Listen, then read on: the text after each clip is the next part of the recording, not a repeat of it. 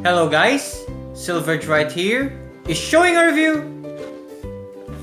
of 14144 High-Grade Universal Century Revive RX-77-2 Can Cannon from Mobile Suit Gundam.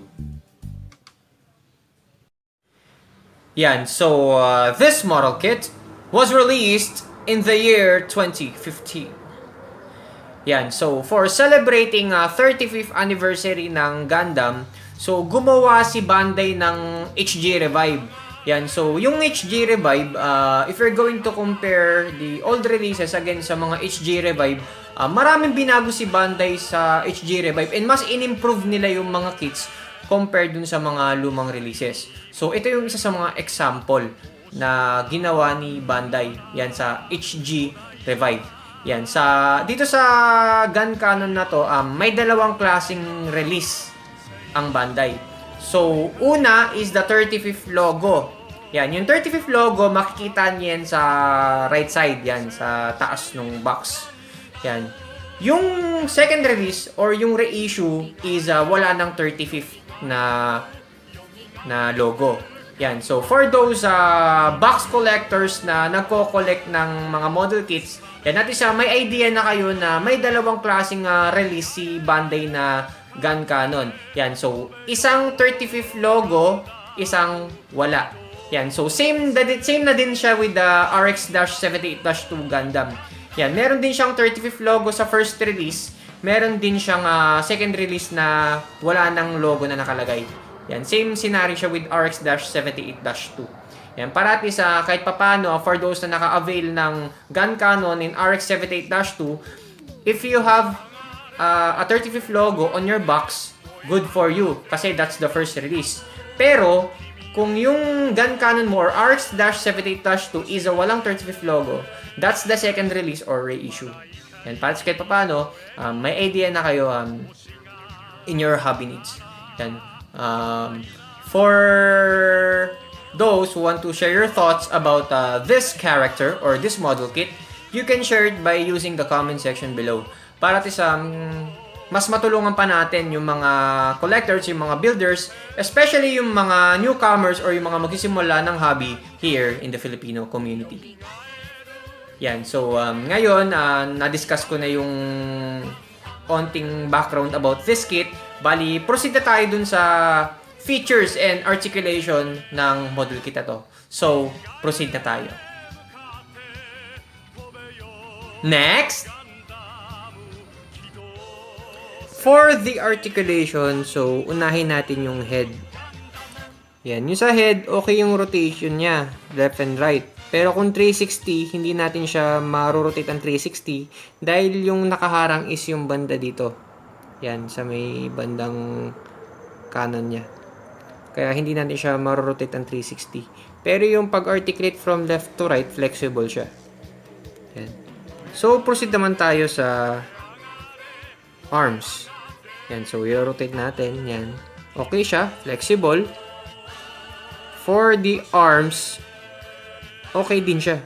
So, nasasagad mo siya. Very flexible. Yan. For the hand, okay din siya. Yan. Same din siya dun sa sa kabila.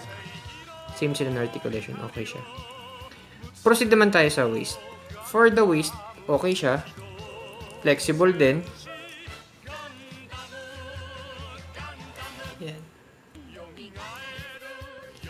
For the legs, yan. So, i-raise up natin siya. Yan. So, kaya niya. Kasi yung banda rito sa may part na to, nire-reinforce niya yung legs para makaangat siya. Yan. So, dito naman banda sa part na to. So, isasagad natin siya. Yan. So, kaya niya. Kaya niya to. So, flexible din yung legs. Also with the other leg. So, kaya niya. For the feet o yung paa, yan.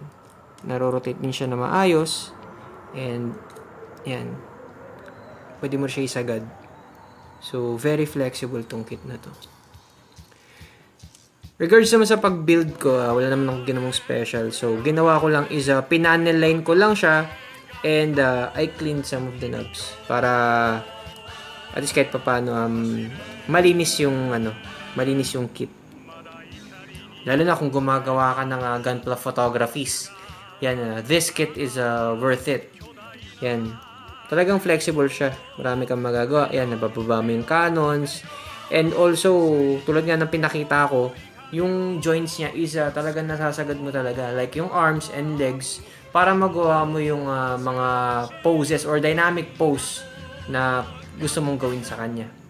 Kaya for me, this kit okay siya for me. Question. Ano pinagkaiba ng HG Revive na gun cannon na to sa lumang release na HGUC na gun cannon? So the answer is, una is the details. So yung details ng HGUC na lumang gun cannon is very plain and simple.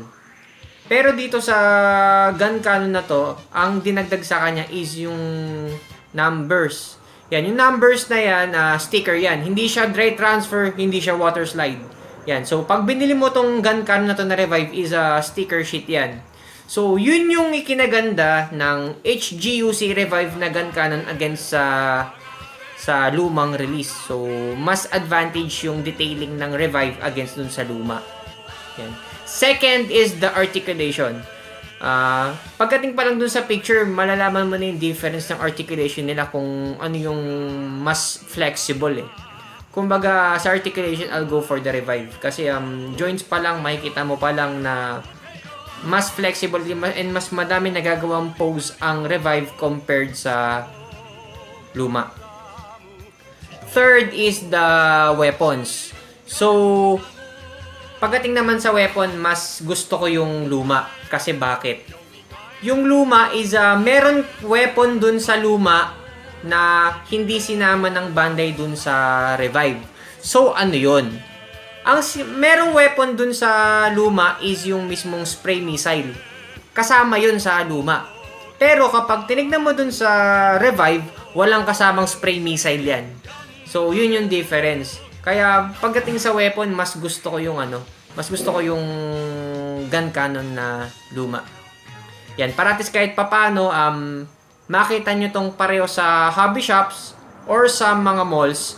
At least may idea na kayo kung ano yung pinagkaiba ng Revive and nung lumang HGUC release. In terms of articulation and yung details, nasa kanya na yan. You have many options on what type of gun cannon are going to collect. It's either na ito yung i-collect nyo, or if you're going to go with the old release, yung 1999 na model release na gun cannon. If you want to challenge yourself, you can go for old releases, yung mas luma na release. So, meron din nilabas na mas older release na 1/144 niyan. May nilabas din na 1/100 niyan na lumang release. At meron ding nilabas na 1/100 scale na luma na gun cannon na real type version naman. Yan, so etong mga nabanggit ko is challenging. Kasi bakit? Most of the parts talaga, pag tinignan mo sa runners, talagang ipipaint mo talaga siya. Most of the parts, you're gonna have to paint it. Second is yung building procedure. Hindi siya katulad ng mga kits na nakikita nyo, especially yung mga bago. Hindi siya tulad ng mga bago na ikakabit mo na lang or idudugtong mo na lang. Yung mga lumang kits na binanggit ko is hindi. You're gonna have to use plastic cement or pandikit para makonstruct mo siya. Kaya very challenging siya. And also yung articulation is very limited. Kaya yun yung reasons kung bakit challenging yung mga old kits na nabanggit ko. But then again, it's your choice. If you're going to challenge yourself by the use of the old kit releases. If you don't want old kit releases at gusto nyo na mas detalyado, you can go for 1/100 master grade. Yung master grade, ang maganda kasi sa master grade. Ang master grade kasi ang maganda yung structure niya. Very well detailed yung inner frame. And also, syempre, mas patangkad to sa high grade, syempre. And meron din siyang core fighter. Yung core fighter, pwede siyang ipasok sa loob ng body mismo ng gun cannon. Yun yung hindi na i-offer ng HG. Ang nalalagyan lang ng core fighter sa loob, na which is included dun sa kit, ang meron lang is RX-77 gun cannon na real type and yung master grade. Yan. At least kahit paano may idea na kayo kung ano yung bubuin nyo. Kaya but then again na okay yung master grade for me. Very well detailed and maganda rin yung articulation. If you don't want master grade, you can go for figures. Yan, may nilabas din na figures yan. If you want figures, you can go for MSIA or Mobile Suit in Action. Yan, mga lumang figures yan na nilabas ni Bandai. If you don't want Mobile Suit in Action, you can go for Robot Damashi. Yan, Robot Damashi naglabas din ng gun cannon yan sa Robot Damashi line. If you don't want Robot Damashi line, you can go for Gundam Fix Figuration. Yan, maganda rin yung Gundam Fix Figuration. Kaya, you have many options. Maraming nilabas na toy line sa unit na to sa gun cannon. Kaya, if you don't want a model kit, you can go for figures. Kaya, may mga alternatives ka. And you have many choices on what type or what line of gun cannon are you going to collect. And that's it. I hope na marami kayong natutunan about this review.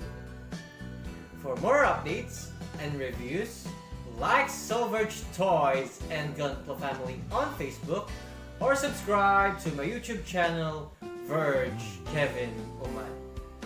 Maraming salamat po sa lahat ng mga nanood. Happy building to all and God bless.